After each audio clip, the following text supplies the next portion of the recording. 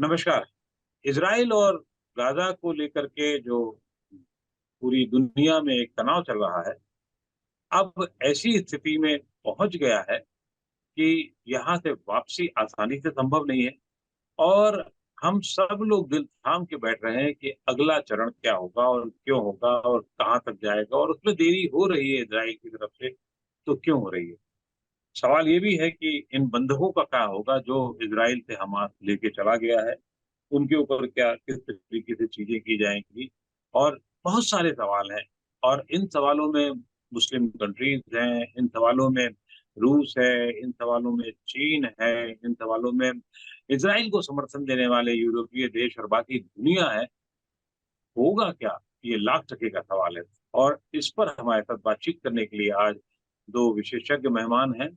दिलीप सिन्हा साहब राजनयिक हैं और पूरी दुनिया को बहुत अपने नज़रिए से देखते रहे हैं और उनका एक अलग नज़रिया रहा है और जनरल तिवारी साहब हैं, AK तिवारी साहब जो भी मतलब सेना के जो स्थितियाँ हैं उसको बहुत अच्छी तरीके से समझते हैं, ना कि देश की बल्कि विदेश में भी। आप दोनों महानुभावों का बहुत-बहुत स्वागत है।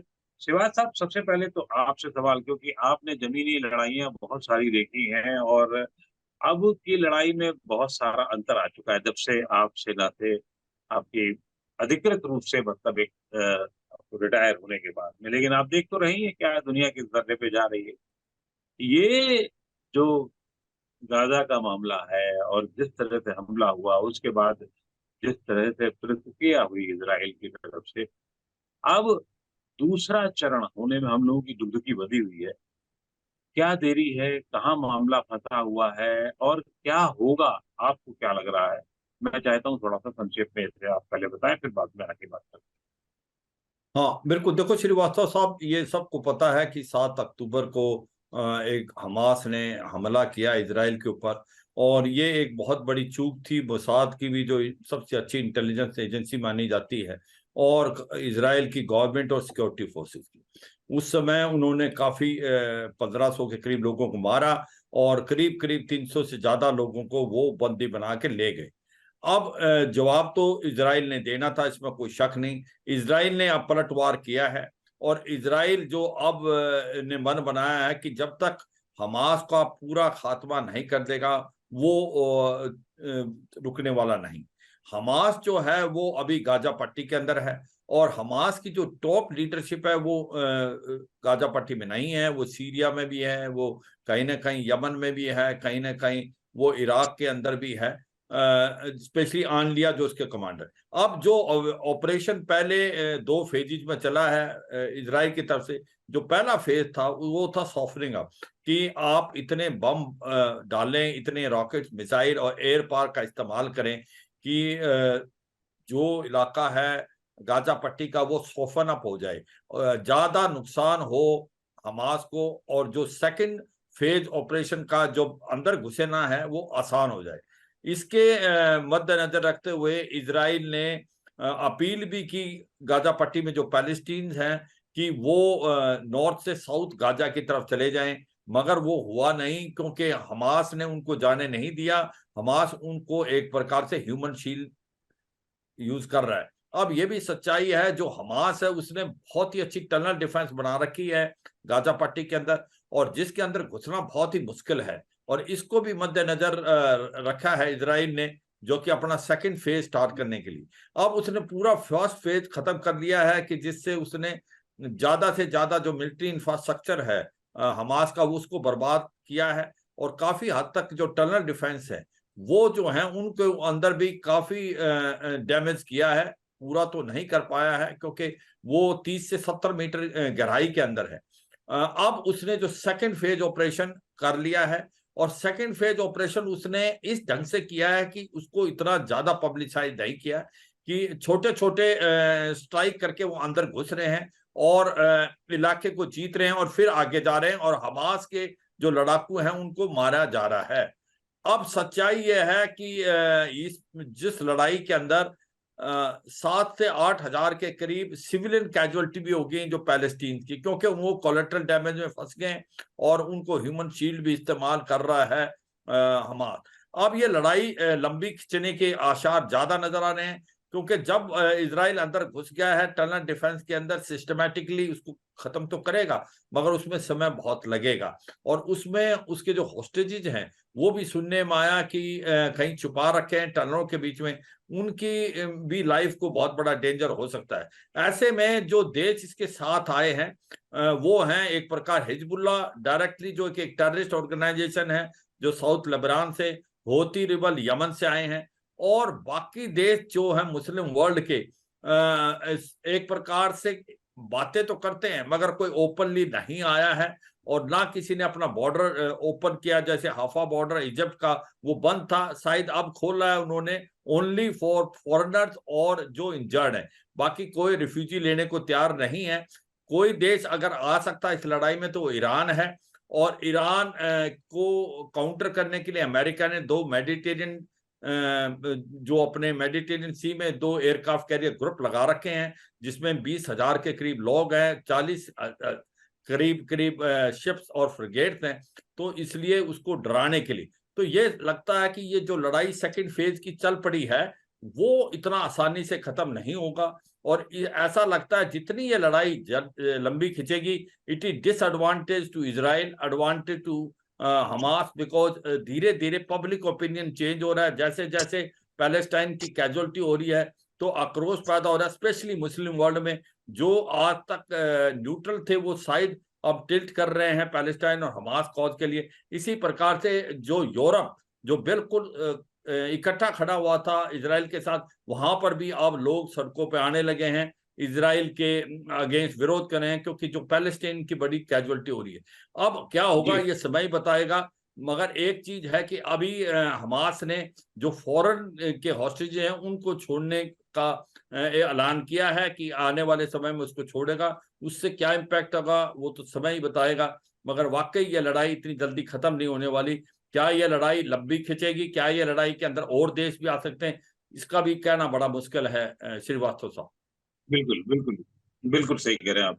इसका कहना बहुत मुश्किल है, लेकिन जो इजराइल का बेसिक उद्देश्य है हमास को खत्म होना, और हमास जैसा कि आप खुद कह चुके हैं, वो सिर्फ वहां नहीं है, गाजा में नहीं है, बल्कि वो और देशों में है, उसका नेतृत्व, उसकी लीडरशिप जो है। दिलीप जी, क्या सचमुच हमास को खत्म कर पाना नामुमकिन है? क्योंकि खास तौर से हम जब तक देखते रहे हैं, पुराना इतिहास है, ऐसे लोगों को, ऐसे संगठनों को दबाया तो जा सकता है, लेकिन खत्म होना बहुत मुश्किल काम होता है। और अगर इसके बाद जाएं तो इस विवाद को खत्म होना क्या आसान है? क्या संभावना 1% भी आपको नजर आती है क्या? नहीं, विवाद तो खत्म होने वाला नहीं है। पिछले 70-80 साल से चल रहा है और ये चलता रहेगा, क्योंकि दोनों ही पक्ष अ, हिंसा पर उतारू हैं। दोनों ही पक्ष समझते हैं कि हिंसा पहला हथियार होना चाहिए, पहली जो कार्रवाई होनी चाहिए वो हिंसक होनी चाहिए। तो राजनयिक का, बातचीत का इसमें को बहुत कम है। तो एक तो ये बात हो गई। जहां तक बात है कि क्या इसराइल हमास को पूरी तरह खत्म कर सकता है, इस पे मेरे ख्याल से इसराइल की जो नीति रही है वो है कि धीरे धीरे करके उनकी जो मारक क्षमता है उसे कम किया जाए। अभी तक जो इसराइल की नीति थी वो थी कि फिलिस्तीनी अथॉरिटी जो है, पैलेस्टीन अथॉरिटी, जो कि रमल्ला में स्थापित है, अ, उसकी ताकत कम की जाए, क्योंकि वहाँ महमूद अब्बास है, उनको बहुत सपोर्ट प्राप्त था। तो इसराइल ने हमास को प्रमोट किया, और इसका बहुत संकेत हमारे पास कि इसराइल ने हमास को सपोर्ट किया कि हमास पैलेस्टीन अथॉरिटी की शक्ति को कम करे। अब स्थिति ये हो गई कि पैलेस्टीन अथॉरिटी जो है वो एक नाम मात्र संस्था बन के रह गई है। यदि आज वहां चुनाव हो तो महमूद अब्बास हार जाएंगे, इसलिए 2006 से उन्होंने चुनाव नहीं किया है। और हमास की शक्ति बढ़ती रही है। तो अ, हमास को जो उन्होंने एक एक पैदा कर दिया इसराइल ने, अब हमास बहुत शक्तिशाली हो गया और हमास ने इसराइल पर आक्रमण कर दिया। तो अब इसराइल का प्रयास रहेगा कि हमास की जो मारक क्षमता है उसे खत्म किया जाए। हमास पूरी तरह से खत्म नहीं होगा, लेकिन उसकी जो मारने की क्षमता है वो निश्चित रूप से कमजोर कर दी जाएगी, ताकि मान लीजिए कि 10 साल 15 साल के लिए शांति खरीद सके इसराइल, और उतने दिन तो शांत रह सके, उसके बाद फिर आगे देखा जाएगा। जी बिल्कुल सही कह रहे हैं। लेकिन ये बताइए सिवा साहब कि अभी की स्थिति में दोनों रणनीतिक खेल खेल रहे हैं, छोटे-मोटे हमले चल रहे हैं, कुछ एक आध लोगों को छोड़ने की हमास घोषणा करता है। तो ऐसा तो है नहीं कि इज़राइल की जो रणनीति है वो ही सफल होने जा रही है, क्योंकि वो तो ये चाहता है धीरे-धीरे करके उनको थोड़ा उनको कमज़ोर किया जाए हमास को, और उसके जो समर्थक दल हैं या देश हैं या जो भी हैं, वो उनको कमज़ोर किया जाए। लेकिन उसी तरीके से उस टाइम बाई तो हमास भी कर रहा है ना, हमास भी तो अपने समर्थक देशों को एक करने की कोशिश कर रहा है और उसमें लगा हुआ है। तो इस रणनीति में कहाँ तक बात आगे जाएगी? आपको क्या नज़र आता देखो श्रीवास्तव साहब, जैसे एम्बेसडर साहब भी बता रहे थे, सच्चाई यह है कि इजराइल के पास और कोई चॉइस नहीं। इजराइल को जितना भी मिलिट्री पावर हमास की खत्म करेगा उतना ही उसको फायदा है। और नेतन्याहू को बहुत ज्यादा डोमेस्टिकली भी बहुत प्रेशर है। और जिस प्रकार से 7 अक्टूबर का हमला हुआ, तो आज की तारीख में इजराइल चाहेगा हमास को इतना कमजोर कर दे कि वो उसके अंदर काबिलियत और क्षमता नहीं रहे। जैसे बार बार पूरे वर्ल्ड में भी ये बातचीत आ रही है, आप भी कह रहे हैं कि क्या आसान होगा हमास को बिल्कुल कंप्लीट खत्म करना। अगर उसकी मिलिट्री पावर को आप काफी हद तक खत्म कर देंगे, तो इसमें कोई शक नहीं कि आने वाले समय तक, कुछ एक टाइम तक उसकी इतनी रिवाइवल पावर नहीं है। और इसको मद्देनजर रखते हुए जिस प्रकार से इजराइल अपना मल्टी प्रोंग स्ट्रेटेजी से चला हुआ है, समुद्र के से भी, हवा से भी और जमीन से भी, मुझे लगता है कि वो सक्सीड होगा। क्योंकि जिस प्रकार से उसने अभी 30 से 40% जो मिलिट्री पावर है हमास की, उसको नष्ट कर दिया है। और उसको नष्ट करने का तरीका यही है कि उसने अपने एयर पावर का इस्तेमाल किया है, रॉकेट्स और मिसाइल पिन पॉइंटेड हिट किए हैं। और जो मिलिट्री एक प्रकार अथॉरिटी हमास के अंदर है, उसको काफी हद तक गाजा पट्टी में खत्म किया है। और अब वो धीरे धीरे जो ग्राउंड ऑपरेशन कर रहा है, जो उसने अनाउंस नहीं किए मगर उसने स्टार्ट कर दिए हैं ग्राउंड ऑपरेशन में, वो एक प्रकार टनल के अंदर जो हमास के लड़ाकू छुपे हुए हैं उनको बाहर निकालना, उनको खत्म करना। और ये मुझे लगता है कि इसमें टाइम लगेगा, क्योंकि इसकी ये जो लड़ाई है टनल डिफेंस की, वर्ल्ड में आज तक कहीं ज्यादा लड़ी नहीं गई है, ये बहुत ही मुश्किल है। और इसको इसीलिए इजराइल ने जो अपनी रणनीति बनाई है, वो फ्यूल को नहीं आने दे रहा, क्योंकि उसको पता है कि जनरेटर्स ऑन किए जाएंगे तो फिर आपका टनल में रहना आसान है। बिना लाइट के, बिना हवा के टनल में रहना बड़ा मुश्किल है। तो ऐसे में जिस प्रकार से इजराइल अब बढ़ रहा है, टाइम लग सकता है, मगर वो हमास की मिलिट्री कैपेबिलिटी को खत्म करने के या नियर टू खत्म करने की पूरी कोशिश करेगा। और वो लग रहा है कि उसके अंदर सक्सीड होगा ब्रेकफास्ट की, और कोई देश इसके अंदर जंप ना मारे। इसके लिए अमेरिका ने अपना काउंटर मेजर के लिए जो लिया हुआ है, वो मेडिटेरेनियन सी में, क्या हिजबुल्ला और हौती रेबल जो हैं वो आ सकते हैं इस लड़ाई में? हाँ बिल्कुल है। हिजबुल्ला जो साउथ लेबनान में है, वो बिल्कुल नजदीक है, वो हमास से ज्यादा पावरफुल है। उसको भी ईरान ने तैयार किया, दोनों देशों को ईरान ने तैयार किया, दोनों टेररिस्ट ऑर्गेनाइजेशन को, हमास को भी, हिजबुल्ला को भी और हौती को भी। तो ऐसे में मुझे लगता है हिजबुल्ला के अगेंस्ट भी जाएगा इजराइल, क्योंकि जब तक हिजबुल्ला भी खत्म नहीं होगा तब भी उसके लिए थ्रेट रहेगी। हौती रिबल जो हैं यमन में, वो 2200 किलोमीटर दूर हैं, वो एक मिसाइल फायर कर सकते हैं, वो डायरेक्ट इन्वॉल्वमेंट नहीं कर सकते। आयरन डोम जो इनका सिस्टम है, थार्ड है पेट्रोइड मिसाइल सिस्टम, वो टेक केयर करेगा। तो ओवरऑल बिल्कुल ठीक सिचुएशन है। ये है कि जिस प्रकार से अब लड़ाई चल रही है, लड़ाई बिल्कुल जैसे इजराइल चाहता था वैसे हो रही है, इसमें कोई शक नहीं। मगर इसमें समय लगेगा, क्योंकि टनल डिफेंस को बहुत मुश्किल है। अगर ये लड़ाई लंबी खींचती है तो ये डिसएडवांटेज है इजराइल को, क्योंकि अब पब्लिक ओपिनियन वर्ल्ड की, वो जो है हमास और पैलेस्टाइन के फेवर में जा रही है, क्योंकि कैजुअलिटी बहुत होगी। तो ये सच्चाई है, ये एक सबसे बड़ा जो कॉज ऑफ कंसर्न है इजराइल के लिए भी और अमेरिका के लिए भी। और दूसरा कॉज ऑफ कंसर्न है ये जो लाइफ, क्या इनका क्या होगा जो हॉस्टेजेस पकड़े हुए हैं। अगर ये हॉस्टेजेस को मार देगा हमास, या उससे एक प्रकार से लीवरेज रखेगा, वो भी समय बताएगा। वैसे इजराइल ने कोई भी स्वैपिंग करने के लिए मना कर दिया। जो 6000 पैलेस्टाइनी उनके बदले ये इतने हॉस्टेज मिले, वो मना कर दिया उसने। इसका मतलब कहीं ना कहीं इजराइल ने पक्का मन बना लिया है कि हमास को जितना भी ज्यादा खत्म करे उतने की कोशिश करेगा आने वाले समय में। श्रीवास्तव साहब जी, हिजबुल्ला, यमन, ईरान, ये सब एक तरीके से हमास के साथ हैं।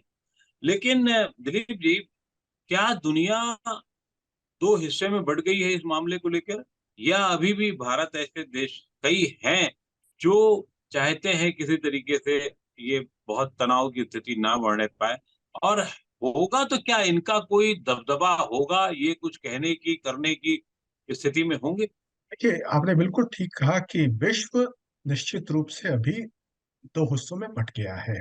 और दोनों जो युद्ध हो रहे हैं, यूक्रेन में और फिलिस्तीन में, इसराइल में, दोनों में जो समीकरण है दोनों पक्षों का, वो लगभग एक जैसा ही है। यूक्रेन में भी रूस, चीन, ईरान एक साथ है, और उनके साथ वो उत्तरी कोरिया भी है। एक क्वाड वहां पे है। और इधर पश्चिमी देश हैं, अमेरिका, यूरोप। भारत की स्थिति थोड़ी अलग है। भारत प्रत्येक विषय को उसके मेरिट्स पर, उसे एग्जामिन करके उस पर बात कहता है अपनी। जैसे भारत ने कहा कि जहां तक ये आतंकी आक्रमण का सवाल है, उसकी भारत निंदा करता है निश्चित रूप से। लेकिन जहां तक टू स्टेट सॉल्यूशन जो है कि दो अलग अलग राज्य होने चाहिए, उसमें भारत समर्थन करता है दो राज्यों का। तो भारत की स्थिति इशू बेस्ड है, न कि पक्ष बेस्ड, कि इसराइल बिल्कुल ठीक है, हम उसका पूरा समर्थन करते हैं, या यूक्रेन बिल्कुल ठीक है, हम उसका पूरा समर्थन करते हैं। हम एक एक हर विषय को जांच कर उसके जो मेरिट्स है उस पर हम अपना स्टैंड लेते हैं। लेकिन हाँ, ऐसे कई देश हैं, विशेषकर जो इस्लामी मुल्क हैं, वो, और जो जो समर्थन करते हैं इस्लामी मुल्कों का। जैसे इस दफा 120 देशों ने सपोर्ट किया जनरल असेंबली में रेजोल्यूशन को। तो ध्रुवीकरण निश्चित रूप से हो गया है। उसमें कुछ देश जैसे ब्राजील है, भारत है, जो कि दोनों में से किसी एक पक्ष के साथ नहीं है और चाहते हैं कि शांति स्थापित हो और बातचीत हो। ऐसे देश हैं दुनिया में। लेकिन जो प्रमुख शक्तियां जो हैं विश्व की, वो निश्चित रूप से बटी हुई हैं दो हिस्सों में, दोनों युद्ध में, यूक्रेन में भी और इसराइल में भी। मैं इसमें एक बात और जोड़ना चाहूंगा कि क्या ये इस्लामिक देशों का, अगर आप बहुत शब्द केंद्रित कर दें, तो वर्सेस कुछ बनने जा रहा है वो स्थिति, क्योंकि दुनिया में बहुत तेजी से जो हालात हो रहे हैं वो अलग अलग किस्म के हैं। वो ठीक है, विरोध होते हैं, बाकी जगह पे भी बहुत सारा विरोध और समर्थन की राजनीति चलती है। एक डर जो है वो वर्सेस का, जिसका मैंने अभी शब्द इस्तेमाल किया, उस तरीके का कुछ होने जा रहा है, या ये कि उससे अभी बचाव की स्थिति है, या उससे लोग, या दुनिया, या दुनिया का नेतृत्व बच रहा है उससे? ये आपने दिलीप। मुझसे पूछा। अच्छा, देखिए, ऐसा जी नहीं जी। है कि ये लड़ाई जो है, इसमें जो ध्रुवीकरण विश्व का हुआ है वो इस्लामी और गैर गैर इस्लामी देशों में, ऐसी बात नहीं है। जो ध्रुवीकरण है वो पश्चिम और पूरब के बीच में है।